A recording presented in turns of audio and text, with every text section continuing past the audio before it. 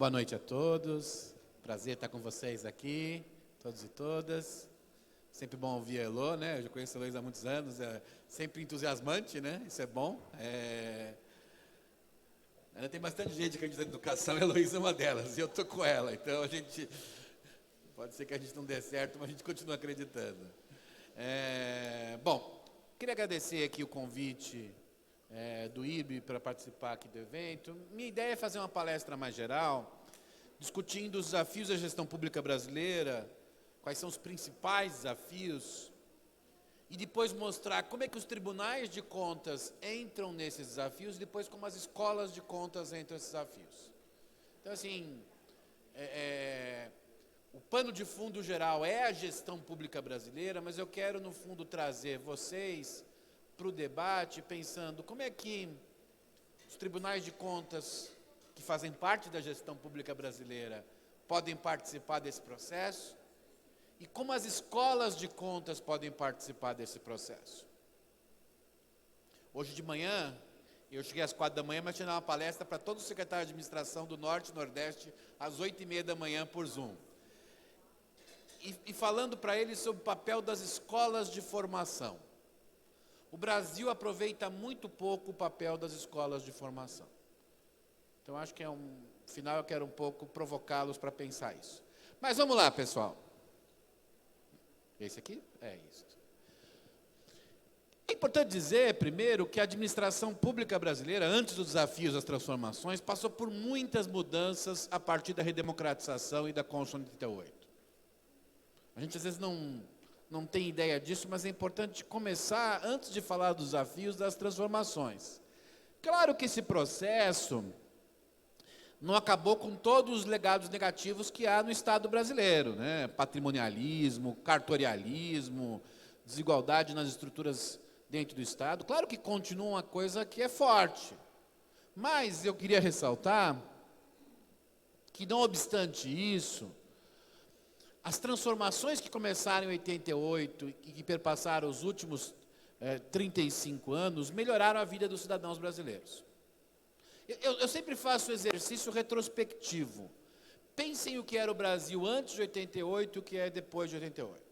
Antes de 88 significava que, ao final do ano letivo, já que a Elô falou aqui hoje, ao final do ano letivo, cerca de 40% das crianças de 7 a 14 anos estavam fora da escola. Significava uma taxa de mortalidade infantil similar a países africanos. Significava que qualquer pessoa que precisasse do sistema público de saúde só poderia usá-lo se tivesse a carteira de trabalho assinada.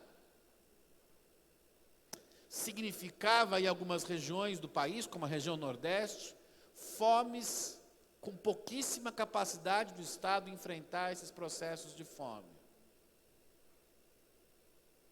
A gente não lembra disso, mas o Brasil já foi muito, muito pior, muito mais desigual, com muito mais pobres.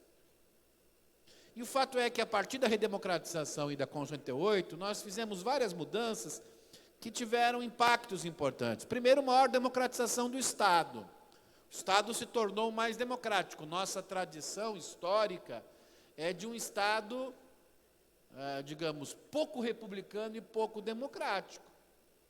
Uma história de vários golpes do Estado ao longo da história, uma história de governantes que respondiam um pouco à sociedade, aos cidadãos. E, a partir de 88, a gente aumentou a transparência do Estado. Pensem bem, nós temos a Lei de Acesso à Informação. Eu falo muito em outros países, né? Nesse ano eu falei muito, estou fazendo uma consultoria no México, mas em Moçambique. Você vai para os países e mostra a nossa lei de acesso à informação, que ainda tem problemas e dificuldades, é verdade. Mas quando a gente apresenta a nossa lei de acesso à informação, eles dizem, não é possível, it's not possible. Mas é possível, existe. Nós temos um grau de transparência sobre os dados educacionais, quando eu vou em congressos internacionais de educação. Trabalho muito com o pessoal da OCDE, que faz o PISA. E mostra o censo escolar brasileiro e dizem, isso não existe, não é possível. Existe. É pouco utilizado para as políticas públicas ainda. Mas o grau de informação que a gente tem dos alunos brasileiros, dos professores brasileiros, é impressionante. Então nós aumentamos a transparência em várias coisas que nos permitem saber hoje que 9 milhões de brasileiros não têm na sua certidão de nascimento o nome do pai. Veja o que a transparência permite. É claro que é uma realidade assustadora. Mas essa transparência nós não tínhamos antes. Provavelmente a de 88, proporcionalmente, deveria ser bem maior. Então nós aumentamos a transparência, aumentamos mecanismos de controle. O Tribunal de Contas antes de 88 é uma coisa, depois de 88 é outra coisa. Claro que é um processo histórico. Tem a Constituição, tem lei orgânica, você vai mudando. E eu diria que o Tribunal de Contas está no meio do caminho, sendo muito honesto com vocês. Mas antes de 88, sabe como Vargas apelidava o Tribunal de Contas em 1934? É um armário para guardar os amigos. A ideia de Ministério Público antes de 88, os promotores podiam ter uma dupla vinculação, como advogados e como promotores. O Ministério Público é perfeito? Não, não é perfeito, tem problemas, defeitos, etc., mas era muito pior antes de 88. Então, as pessoas têm pouca noção de como esses controles institucionais tornaram mais difícil, transformar o Brasil num país em que as pessoas não sabem o que os governantes estão fazendo. Cada vez mais as pessoas sabem o que os governantes estão fazendo.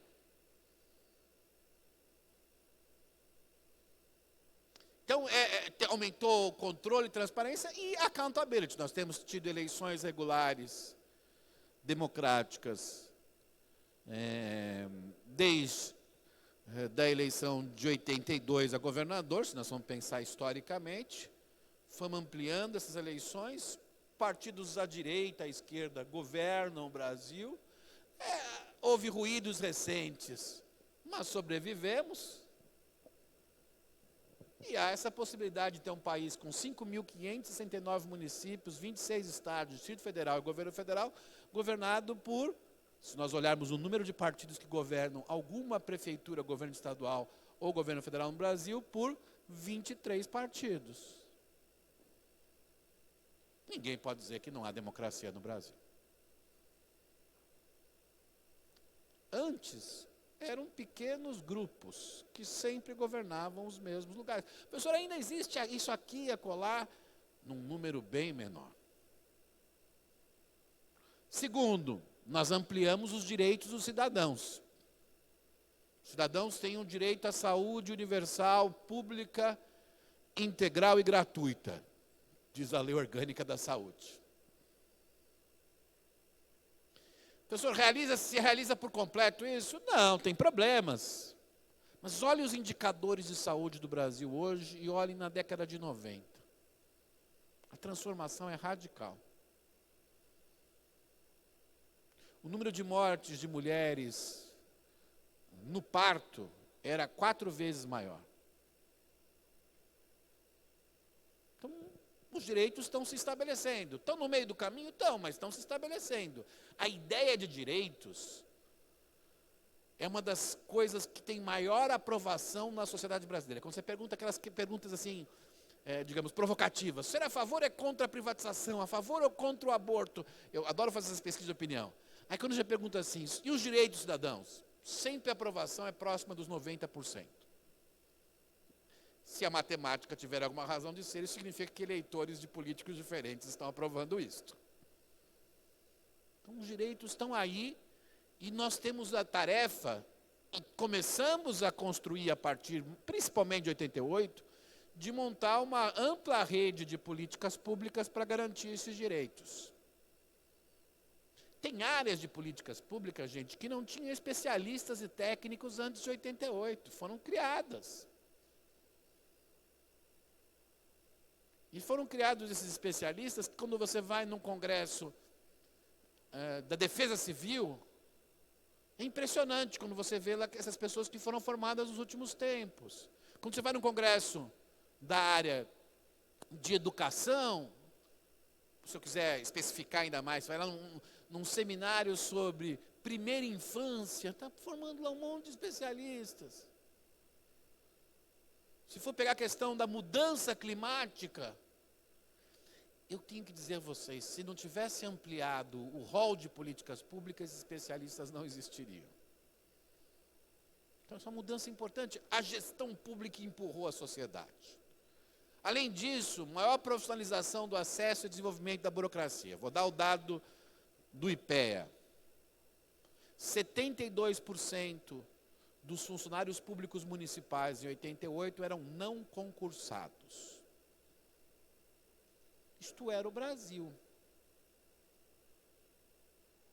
É triste. Alguns depois ganharam na justiça, ficaram por muitos anos, inclusive. Coisa, né, no Brasil, em suma, direito adquirido, o termo direito adquirido nasceu num debate da lei do ventre livre, em 1871, quando os fazendeiros disseram que tinham direito adquirido aos filhos dos escravos. Você imaginar que direito adquirido é uma coisa no Brasil que tem uma tradição não lá muito boa. Então, acho que houve aí um avanço super importante do ponto de vista de acesso e de desenvolvimento da burocracia. Acho que era louco está falando dos auditores, não, você falou dos auditores, da linguagem dos auditores. Não havia auditores nessa quantidade e qualidade em tribunais de contas.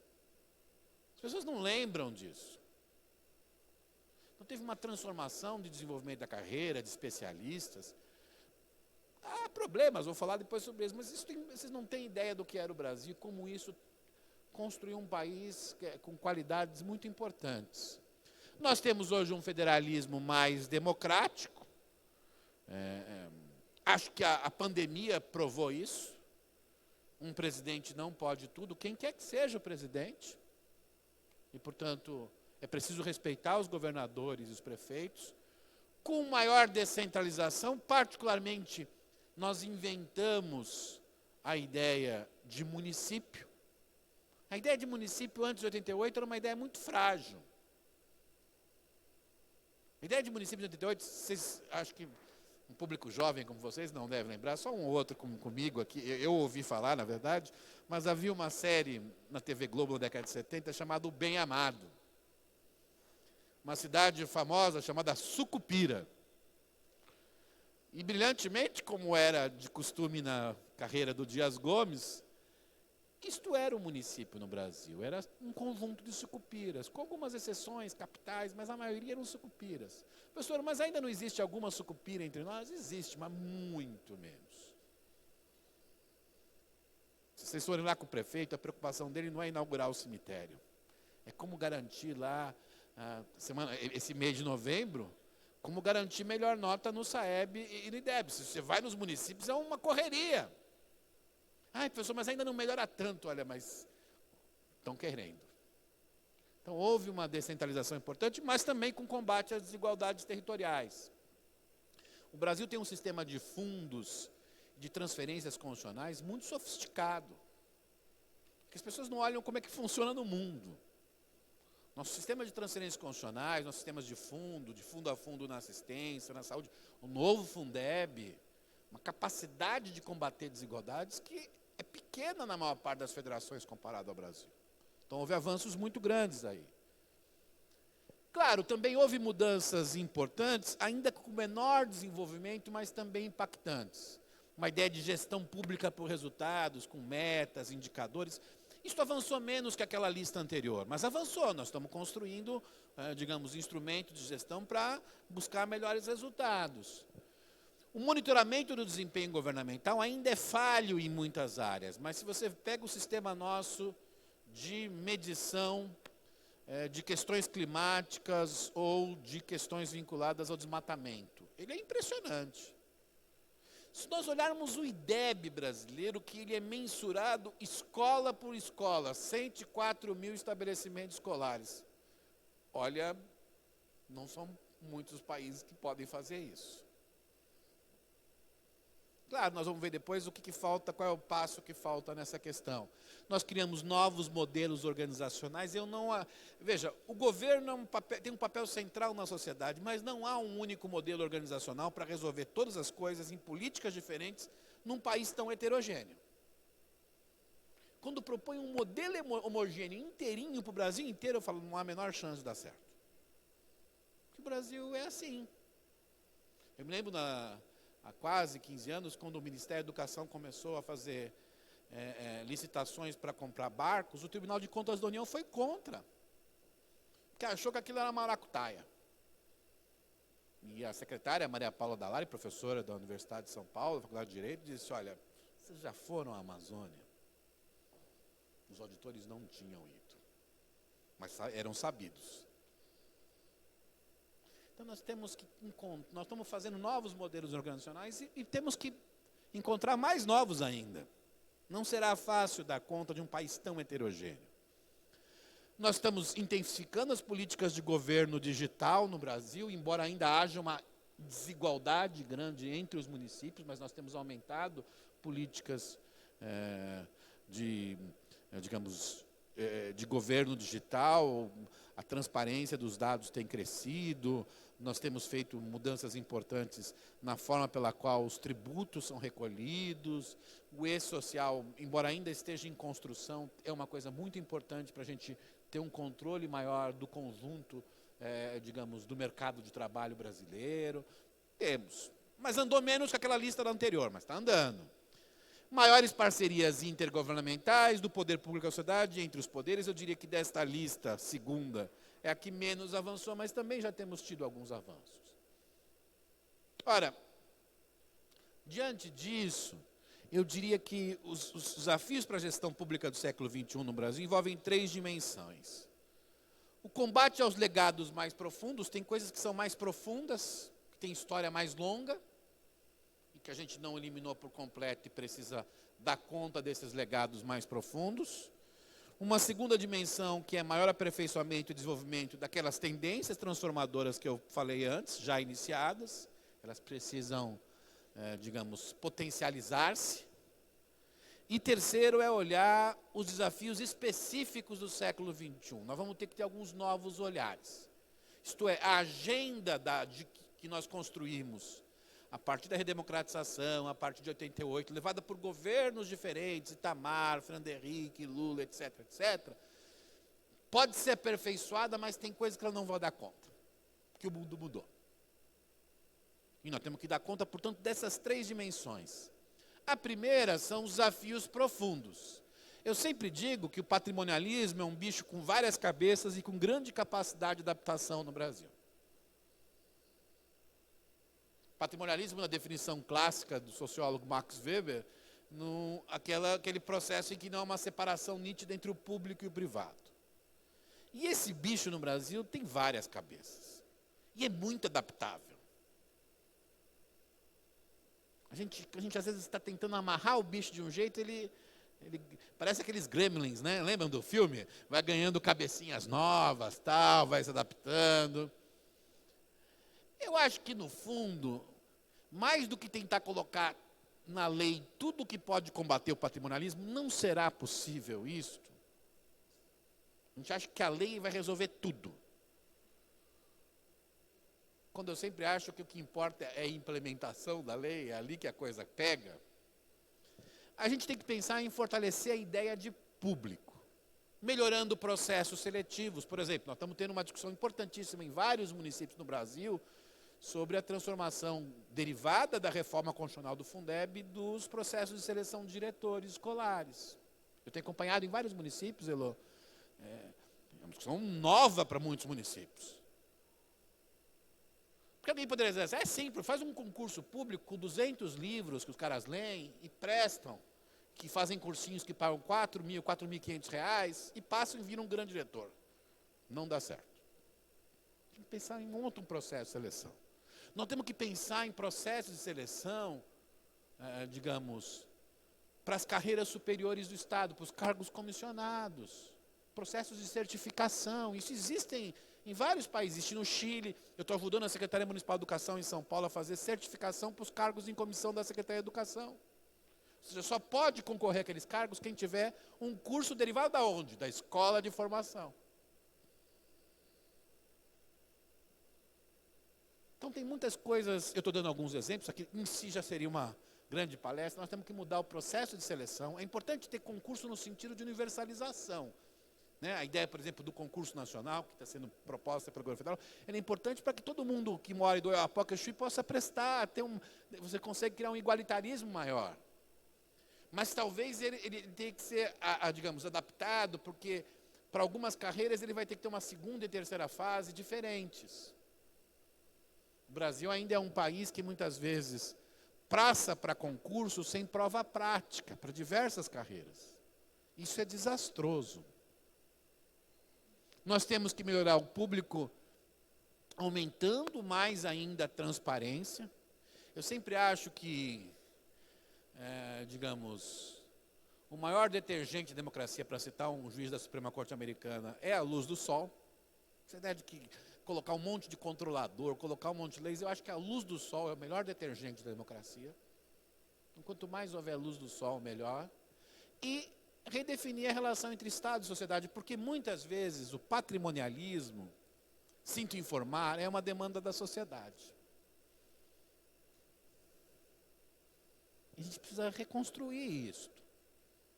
A lei do nepotismo, eu fiz um estudo há alguns anos para um organismo internacional, que em alguns municípios no Brasil, lembra, 68% dos municípios no Brasil têm até 20 mil habitantes. Tem uma grande parcela desses municípios que se concentra entre 1.000 a 10 mil habitantes.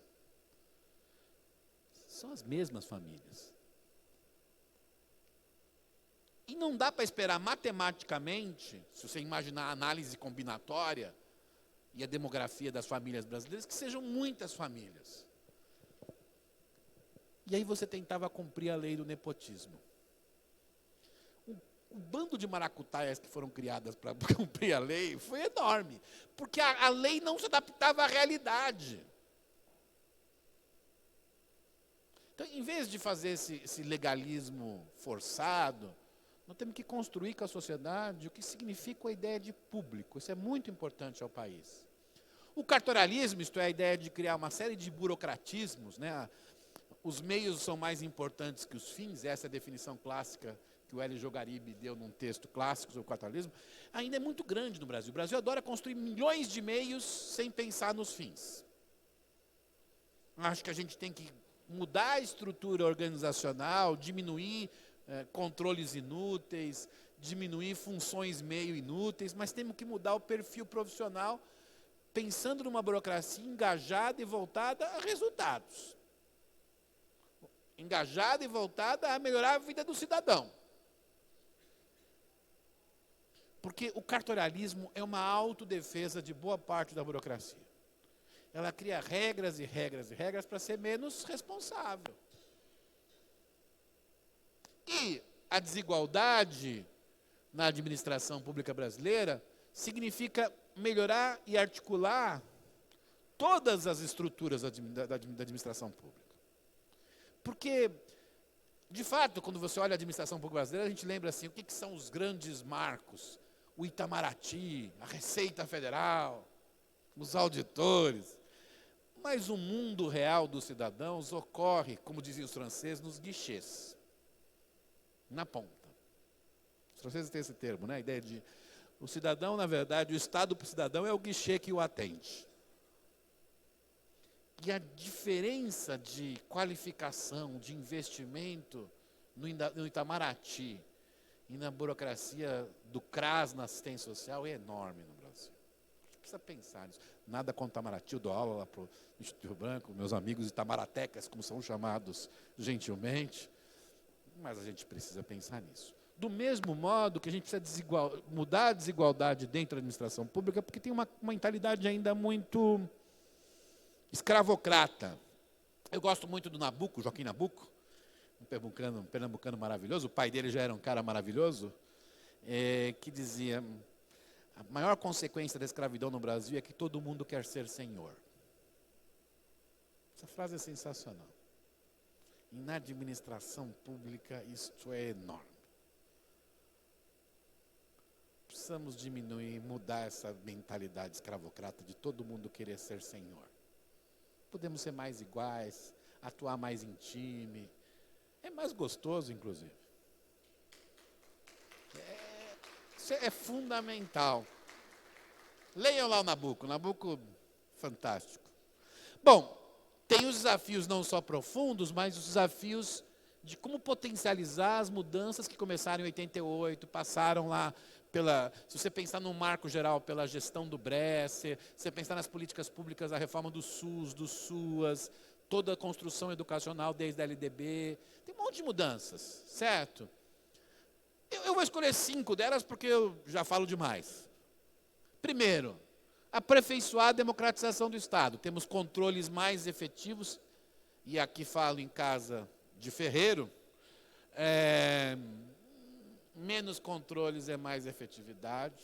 Temos que pensar com mais clareza isso.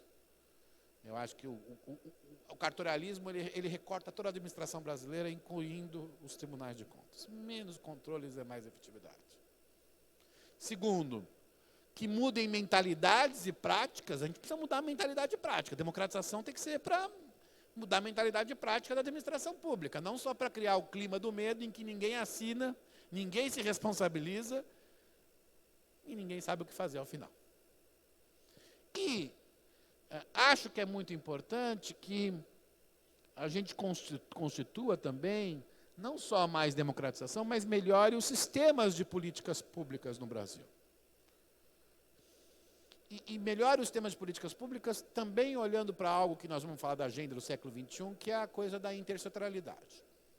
A gente tem que olhar um pouco mais para a intersetorialidade, porque o desempenho do ensino médio brasileiro não tem a ver apenas com as escolas.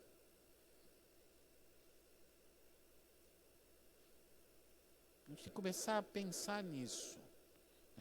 Algumas coisas, algumas temáticas divididas por idade, por território, que a gente possa pensar de forma intersetorial. Outros aperfeiçoamentos, aperfeiçoar a gestão pública por resultados, com maior uso de evidências ex ante. Se a gente começa muito mal a formulação e implementação, a gente acha que a avaliação vai resolver. Não vai resolver. A gente tem que usar mais as evidências ex ante. Acho que esse é um dos trabalhos mais... Eu dei o curso para os nossos colegas aqui dos Conselhos Superiores de Contas, eu falei assim, um dos trabalhos mais importantes é vocês começarem a conversar com a gestão pública já na formulação. Porque depois, it's too late, é muito tarde. E nós temos uma profissão de evidências que não resolvem, não respondem tudo, a gente pode continuar, inclusive, produzindo mais diagnósticos, né? As pessoas estão muito atrás de prognósticos, eu estou atrás de diagnósticos primeiro, que a gente possa melhorar a formulação das políticas públicas. O reforço da articulação entre formulação e implementação. No Brasil há um fosso muito grande entre formulação e implementação. Os implementadores têm que ser mais valorizados no Brasil. São eles que, ao fim e ao cabo, são os responsáveis pelo guichê que aproxima o Estado do cidadão. E fazer avaliações que gerem aprendizado organizacional. Eu vou dar um exemplo da área de educação. O IDEB é uma excelente avaliação. O grande problema do IDEB é que ninguém tem a menor ideia do que fazer no dia seguinte do IDEB. Se a gente não conseguir descobrir o que fazer no dia seguinte do IDEB, tem algum problema nesse modelo de avaliação. Vai sair o IDEB ano que vem, vai ser a mesma coisa. Você vê lá o resultado... A pergunta, so what? Né? O que faz? Então, acho que é muito importante ter uma visão mais completa do ciclo de políticas públicas. Aperfeiçoar a profissionalização, melhorando seleção, formação. Eu acho que a coisa que tem que ser mais investida na burocracia brasileira é formação continuada. Ter uma visão estratégica sobre isso. E nisso, depois eu vou falar, os tribunais de contas têm um papel central para isso. Porque... a maior parte das vezes, as administrações públicas pelo país afora, sobretudo nos estados e municípios, erram não é porque são bandidos, erram não é porque são corruptos, erram porque não sabem como fazer. Tem um estudo muito bom feito pelo Jorge Avelino, o Ciro Biderman e a Lorena Bárbara, 2 professores da GV e um da USP, mostrando que a maior parte das auditorias do CGU tinha a ver com profissionais que não sabiam o que fazer com a administração pública. Então, este é o problema. Se a gente não resolver isso, fica correndo aí, fica lá um caso. Tal. Não, esse é o problema que atinge, ao fim e ao cabo, os cidadãos. E tentar melhorar, ter uma visão mais sistêmica sobre a burocracia brasileira. Não vou ficar falando todos os pontos aqui, mas eu acho que a gente precisa ter uma visão mais sistêmica da burocracia. Eu gosto muito de citar uma pesquisa que o IBOP fez por 2 anos seguidos, 2 levas, 2018 e depois 2021, perguntando aos professores o que eles mais queriam para serem mais felizes. E a pesquisa deu igualzinho o resultado, com 2.000 professores. Em primeiro lugar, eles querem ser mais bem informados. Engraçado isso, porque eles querem dar aula melhor. Eles seguem a máxima, eu gostei disso porque tem um texto célebre do Robert Merton, grande sociólogo, sobre educação, e ele mostra, se os professores pudessem dar melhores aulas, eles dariam. Isso comprova. Segundo, eles querem participar mais do processo. Cai um monte de coisa na cabeça deles, eles não têm a menor ideia do que está acontecendo. E terceiro, querem melhores salários. Pense nessa ideia, uma visão mais sistêmica. No Brasil, condições de trabalho envolvem salários. É bom pagar melhores salários. Mas condições de trabalho são mais do que melhores salários. Temos que ter uma visão mais sistêmica da burocracia. Aperfeiçoamento do federalismo brasileiro, com fortalecimento das capacidades estatais locais, os municípios precisam ser fortalecidos, e uma visão mais regionalizada da descentralização. Quer dizer, os municípios, os 5.569, não vão conseguir sozinhos, puxando seus próprios cabelos, melhorar tanto quanto gostaríamos que eles melhorassem. Precisa ter mais consórcio, precisa ter mais arranjo regional, precisamos fazer isso. Reforma do ensino médio, quando você olha a distribuição de professores e você quer itinerários, não há a menor chance de dar certo. Não é porque a ideia seja ruim, coitada, a ideia é boa, mas a distribuição de capital humano no Brasil por município não dará conta disso. Então nós temos que ter uma visão mais regionalizada, fortalecer os governos estaduais, seja naquilo que eles atuam diretamente, seja sobretudo naquilo que eles têm que coordenar a ação dos municípios. Se os governos estaduais coordenarem melhor a ação dos municípios, o Brasil vai ter um avanço brutal. E o governo federal, digamos, ter um melhor papel de coordenação junto aos estados e municípios, inclusive ouvindo mais os estados e municípios. Não é possível fazer um programa com 3.000 creches construídas no Brasil iguaizinhas. Não há a menor chance disso dar certo. Precisa ouvir os estados e municípios. E mais cooperação e mais governança multinível, envolver mais atores sociais no federalismo brasileiro. Desafios do século XXI. Primeiro, nós vamos ter novos problemas. Sinto informar. O problema climático vai mudar gigantescamente a administração pública. Hoje eu dei essa aula que eu dava para o secretário de administração do Norte e do Nordeste, o pessoal de Rondônia recebeu o diagnóstico do CEMADEM para o ano que vem, não é um bom diagnóstico para lá, que na verdade significa, em poucas palavras, que a seca será maior do que neste ano. Então eles precisam começar a comprar já, fazer a licitação de cestas básicas. Nós vamos ter mais fenômenos disruptivos, vamos ter menos linearidade, em termos pandêmicos, em termos climáticos. Isto vai significar mudanças na administração pública. Nós vamos ter sociedades mais velhas. Até pouco tempo a discussão no Brasil em relação aos idosos era a aposentadoria. Não estou dizendo que não seja importante, mas vai ter que ser muito mais do que isso. Grande parte dos jovens do mundo hoje nascem na África. Eu trabalho com Moçambique. A população jovem de Moçambique até 18 anos é 70% da população.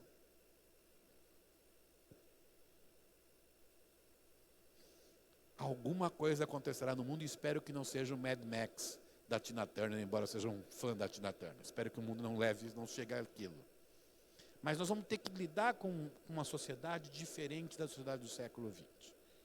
Para isso, nós vamos ter que ter uma visão mais sistêmica da gestão pública, como as partes se articulam entre si. A intersetorialidade, por exemplo, é central nessa visão. Nós vamos ter que ter uma visão mais integral dos cidadãos. O cidadão que vai aos guichês do serviço público, ele vai a vários, mas é o mesmo. Eu gosto muito, eu fiz um trabalho agora para a Fundação Maria Cícera Fudigal, a primeira infância. Primeira infância, a criança é a mesma na saúde, na educação, na assistência.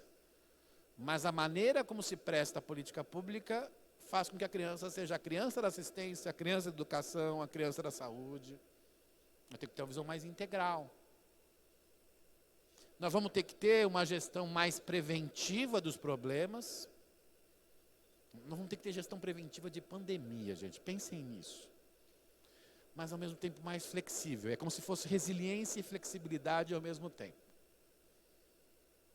Porque você vai ter que ter soluções diferentes para problemas. Imagine se nós tivermos que consultar nossos juristas do direito administrativo brasileiro, que supõe que não haja nenhuma vírgula fora das leis, se nós vamos entregar serviços aos cidadãos. Não vamos. Nós vamos ter que ter uma governança como base. Governança é a ideia de que nós temos que articular mais os atores para produzir políticas públicas.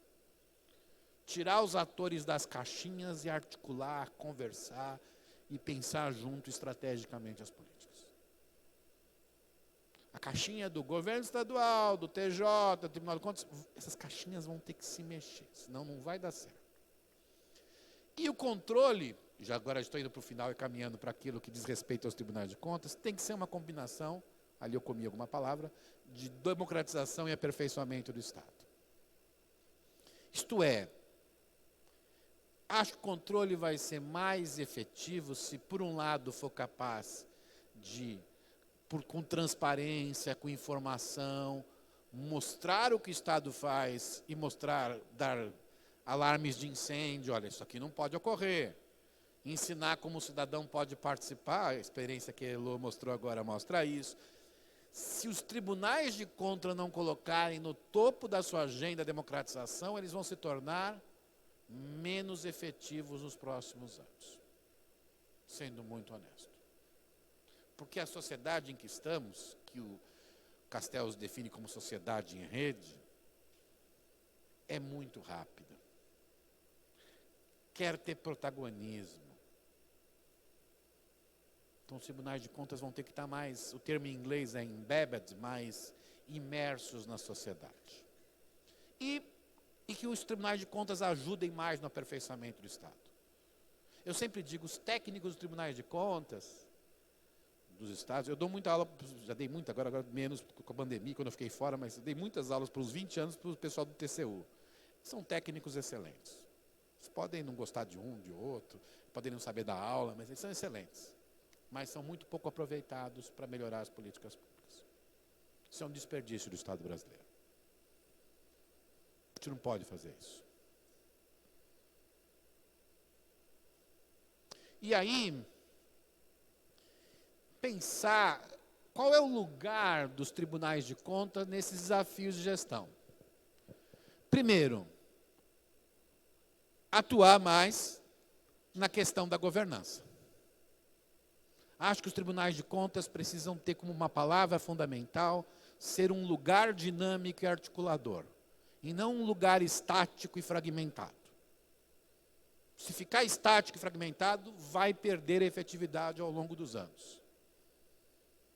Segundo, precisam repensar a ideia. Eu coloquei o termo improbidade porque ele é um termo internacional, mas a ideia de má gestão, corrupção, de tudo aquilo que cabe na ação errada da administração pública. Teve uma época que a gente chamava isso de malfeitos, não é isso? De malfeitos. Como é que se combate isso de forma estrutural? E não correndo atrás do ladrão. Correr atrás do ladrão é ineficiente matematicamente. É igual tentar acabar com a dengue correndo atrás do mosquito. O Brasil está correndo atrás do mosquito há 30 anos. E se sabe que se o Brasil tivesse feito, nos últimos 30 anos, o investimento necessário em saneamento básico, teria menos dengue. Os ladrões e os mosquitos são mais eficientes do que o Estado brasileiro. Então tem que ser medidas mais estruturais e de gestão de riscos. Eu tenho um colega, que é meu colega de GV, professor, e foi muito meu amigo quando se criou a LAI, ele foi uma das pessoas mais importantes lá, que é o Mário Spinelli, meu amigo há muitos anos, foi até meu aluno, que coisa estranha isso, mas ele é mais velho que eu. O Mário, professor, tem uma história meio estranha, né? As coisas meio... O Mário tem falado, e agora ele virou o diretor de compliance da Petrobras, depois de trabalhar em vários lugares, ele disse assim, importante é encontrar onde tem risco. Isso dá uma eficiência brutal a controle. É o que faz hoje o Reino Unido, é o que faz hoje a Alemanha, é o que faz os melhores estados americanos em controle. Porque, repito, o mosquito da dengue e os ladrões correm mais rápido do que o Estado. Um papel de fortalecimento da democratização. Foi até legal, não foi combinado, eu acredito que não, a minha fala depois da fala da Elô, pelo seguinte, isso é um exemplo. Tem que criar mecanismos que os tribunais de conta criem alarmes de incêndio, espalhem informação, criem mecanismos de conscientização dos cidadãos. Isso vai fortalecer o papel dos tribunais de contas. Nós vamos mobilizar esses auditores para que eles ajudem a fortalecer e mudar a mentalidade da sociedade brasileira. Imagine o ganho disso para a sociedade. Tem um lugar central no aperfeiçoamento da gestão e das políticas públicas, com gestão eu coloquei depois, por isso ficou o DAS, depois eu arrumo, da gestão das políticas públicas. Acho que os tribunais de contas deveriam ajudar naquela discussão que eu fiz antes, em três elementos importantes na gestão em políticas públicas. Nas evidências ex ante. Eu acho que os tribunais de contas precisam ajudar mais a construir, junto com a administração pública, evidências ex ante. Segundo papel importante aí na gestão é o papel de formação. Eu acho que tem um papel muito importante dos tribunais de contas no processo de formação dos gestores públicos brasileiros. Ele pode ajudar muito nisso. E terceiro papel muito importante é os tribunais de contas têm uma ramificação sobre o conjunto do território que poucas instituições têm. Hoje eu almoçava aqui em Fortaleza, você vem para o lugar, você conversa com todo mundo, com o pessoal da Associação Bem Comum, que trabalha em 48 municípios, 16 estados, e eles falaram, a gente não consegue chegar em tudo que é lugar. Eu falei, o Tribunal de Contas consegue. Mais do que vocês. É uma provocação boa. Mas eu acho que tem aí um lugar dos tribunais de contas, do ponto de vista digamos, de serem parceiros de políticas públicas para ajudar a formular e pressionar para as melhores políticas públicas. Eu acho muito difícil. Olha, o Brasil hoje, só para dar um exemplo, primeira infância, nós temos menos de 20% dos municípios com planos municipais de primeira infância. Duvido que a gente consiga isso pelos próprios municípios. Acho que os governos estaduais e o federal vão ter que ajudar. E se eles forem inteligentes, eu chamaria os tribunais de contas. Não há a menor chance, no curto prazo, de 5 anos, de termos 80% dos municípios com planos municipais da primeira infância. E demograficamente nós estamos perdendo a guerra, porque o país está envelhecendo. Se é para fazer, tem que ser agora. Então, tem um lugar aqui central no aperfeiçoamento da gestão das políticas públicas, em termos de evidências, em termos de formação, em termos de ramificação e parceria qualificada junto aos governos locais. Também é muito importante, falei um pouco agora, mas só continuando, ajudar na gestão por resultados e produzindo evidências contínuas que gerem aprendizado para a gestão pública. É importante dizer que, um parênteses aqui importante, evidências ex ante não são só evidências de resultados de políticas. Uma parte importante de evidência ex ante são avaliações qualitativas, formativas. Tão importante quanto saber qual é a porcentagem, digamos, de crianças que não vão para a criminalidade se tem políticas da primeira infância, é saber em termos de avaliação, qual o diagnóstico de implementação dessas políticas. Nós temos muito pouco diagnóstico de implementação no Brasil. Nós estamos com uma chuva enorme de dados. Eu estou com um programa com o pessoal de Stanford agora, o Lixan montou uma chuva enorme de dados sobre a equidade educacional brasileira. Ele falou assim, mas eu não tenho a menor ideia de como que isso funciona nas escolas. Ele é um economista sério, ele diz assim, olha, eu não tenho. Você quer fazer essas avaliações de implementação? Eu falei, opa, vamos lá. Botar o barco na rua. Então, acho que a gente precisa trabalhar mais com isso. Acho que o Tribunal de Contas tem um papel importante para criar identidades e projetos de longo prazo para o Estado brasileiro. Se me perguntassem agora, qual é a pior característica da administração pública brasileira, especialmente no nível municipal e com alguma ramificação nos estados? Eu diria rapidamente, descontinuidade. É a maior praga do Estado brasileiro. Não há agrotóxico que resolva isso.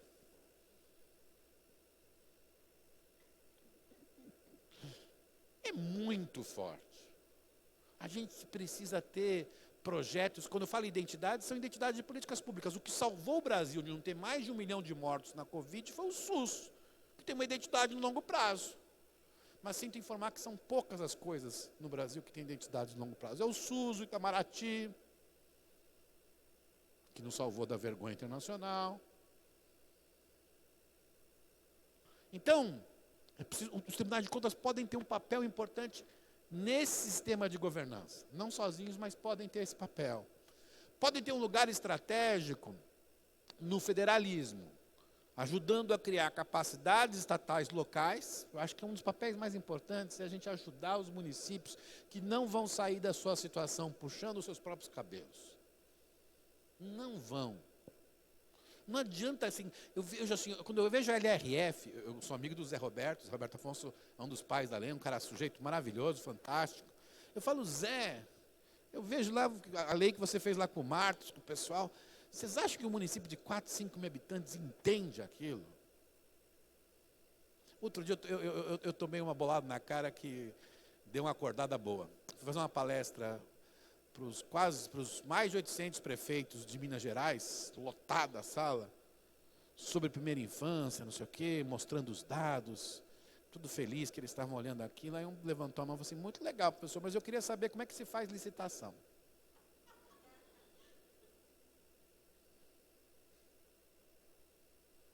E eu vi que o sarrafo era outro.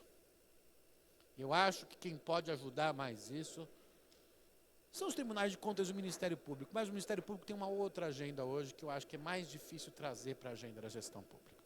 Infelizmente. Poderiam estar mais preocupados com a gestão pública. E menos em seus substitutos dos políticos. Acho que não é bom ser substituto dos políticos. Depois a política dá voltas e pega lá na frente. É bom não fazer isso. Para todo mundo, inclusive. Política é terrível, madrasta. E acho que o Tribunal de Contas tem que ter um papel muito grande de induzir a cooperação entre os estados e municípios. Em Goiás eu estou vendo essa discussão. Tem alguns estados, o próprio Ceará, eu acho que tem alguns estados que o Tribunal de Contas tem ajudado muito a induzir a cooperação. A cooperação não só entre o governo estadual e o governo municipal, mas entre os poderes. O caso de Rondônia é muito interessante, o papel do TJ tem sido muito interessante.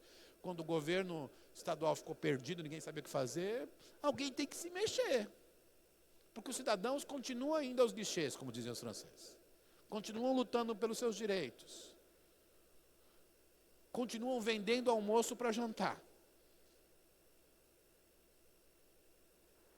Quanto mais atores puderem ajudar a construir essa larga escala de políticas públicas no Brasil, mais chance nós teremos de ter um país melhor.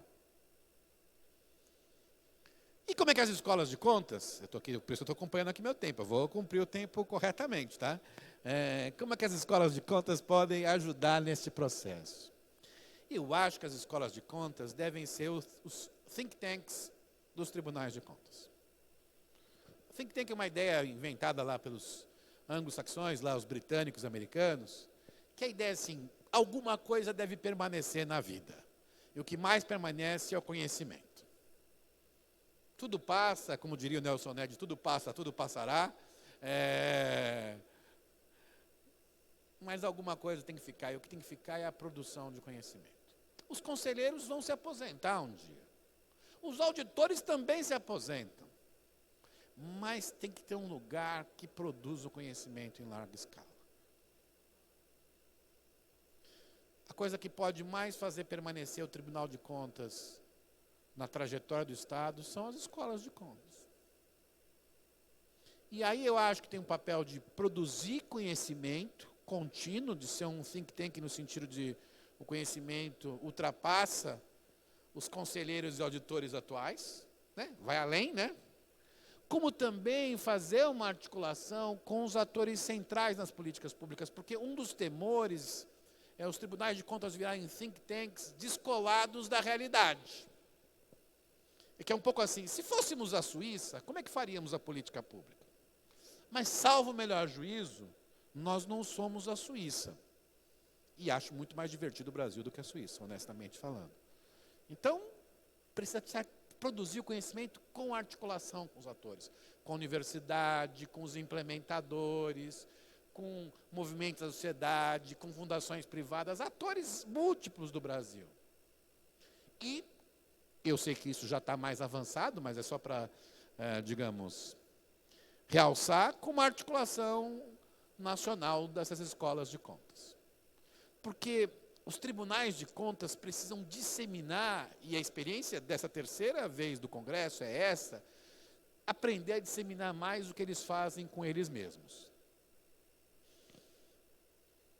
É muito bom isso. O aprendizado, às vezes, está na comunicação do que se faz, e não em Marte. Segundo, acho que é muito importante que as escolas tenham maior capacidade de atuar na reflexão sobre controle. O que será o controle do século XXI, onde há inteligência artificial que constrói a figura de alguém falando algo que ele não falou. Pensem nisso. Eu estou dando um exemplo bem radical. O grau de injustiça que vai ser produzido no mundo, se o controle for igual ao do século XX, vai ser gigantesco. Isso já não é do futuro, isso é de hoje. Então nós temos que ir a algum lugar que pense e comece a pensar quais são as tendências de controle, quais são as mudanças sociais, quais são as mudanças tecnológicas.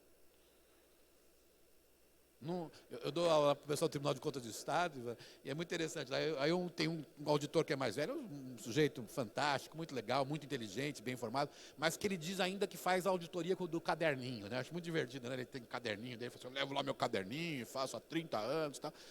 Eu tenho a menor dúvida que ele é um sujeito muito responsável, etc. Mas a auditoria do caderninho não será suficiente.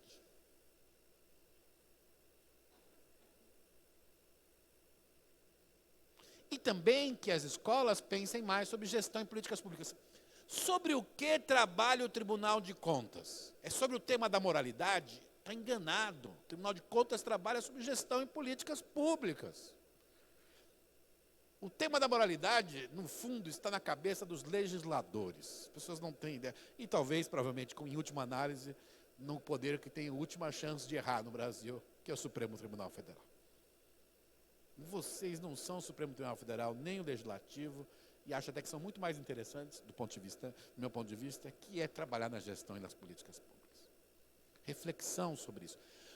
Os tribunais de contas precisam saber mais sobre saúde, sobre meio ambiente, sobre gestão de desastres, sobre educação. Os próprios concursos dos auditores tinham que mudar nesse sentido. É isso que é importante. Moralidade. Pegue o discurso do Gilmar Mendes, mas não vai resolver. Isso não é o Tribunal de Contas. Articular-se mais com o federalismo, especialmente no aperfeiçoamento dos estados e municípios. Acho que o Tribunal de Contas da União é, digamos, o pináculo do sistema, mas o que move o sistema são os tribunais de contas estaduais, gente. É ali que está o Estado brasileiro. Os estados, municípios tendo um BS, CRAS, educação infantil, gestão de desastres por defesa civil, É isso, ali que é o Estado brasileiro. Claro, é importante, o Tribunal de Contas da União tem normas maiores, grandes questões de financiamento federal, super importante, mas eu acho que vocês são importantes para se articular com o federalismo, aperfeiçoando os estados e municípios. Parceria. Parceria é uma palavra-chave para os tribunais de contas. Central. Professor, mas tem um problema, o senhor conhece o direito administrativo, etc. Existe alguma diferença funcional entre o Tribunal de Contas e os governos estaduais, os executivos estaduais, sem dúvida alguma. Mas se ficarmos apenas na diferença funcional, quando o indivíduo que mora em Sapopemba, mora em Quixeramobim, mora em Petrolina, vai ao guichê e não vai ter serviço público para ser entregue para ele.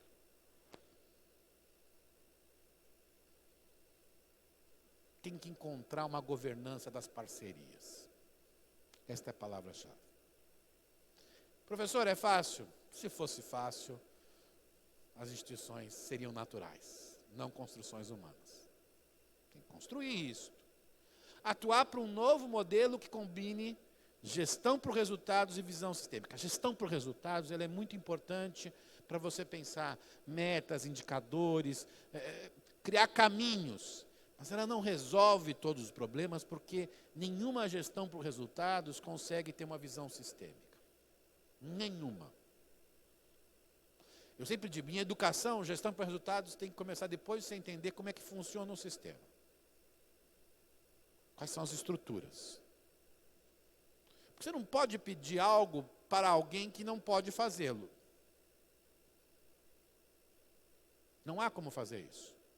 Então tem que ter uma visão mais sistêmica, e a visão sistêmica hoje não é só uma visão sistêmica espacial, isto é, o que cada um faz, né, digamos, no universo de política pública, mas ela é temporal, ela é sistêmica ao longo do tempo. Por exemplo, sistêmica significa constituir políticas mais preventivas. Uma parte da administração pública, no futuro, vai ter comitê pensando o que vai acontecer nos próximos 10 anos. No futuro não, na Dinamarca, na Suécia, na Noruega já existe isso.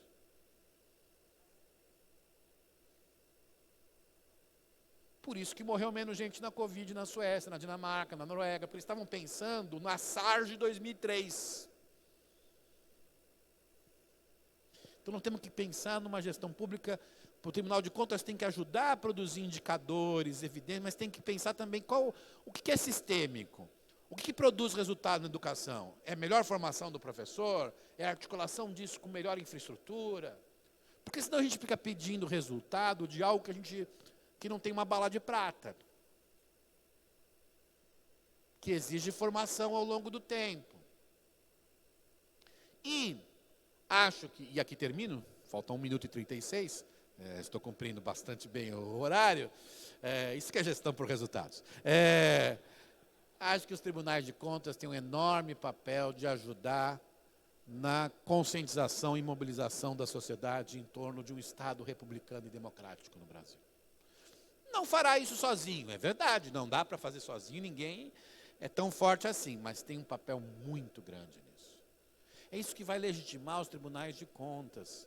Se os tribunais de contas forem mais parceiros das políticas públicas, mais parceiros dos municípios, mais integrados em parceria com outros poderes, com a sociedade civil, e engajarem e mobilizarem a sociedade em torno de informação, de alarmes de incêndio, da onde não devemos ir, não devemos fazer, os tribunais de contas vão mudar de lugar e de figura na sociedade brasileira.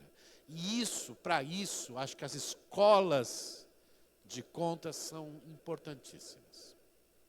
Porque as escolas de contas vão ter um papel, volta ao termo, de serem think tanks desse processo de médio e longo prazo, de 20 anos. Claro, um think tank articulado com a universidade, com a sociedade, não é que ele está lá sozinho, com os implementadores, com os cidadãos da sociedade, mas as escolas de contas são os think tanks dos tribunais de contas, a partir dos quais podemos pensar em enfrentar os desafios da gestão pública brasileira no século XXI.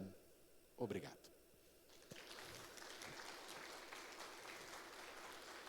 Isso que é cumprir o tempo, não?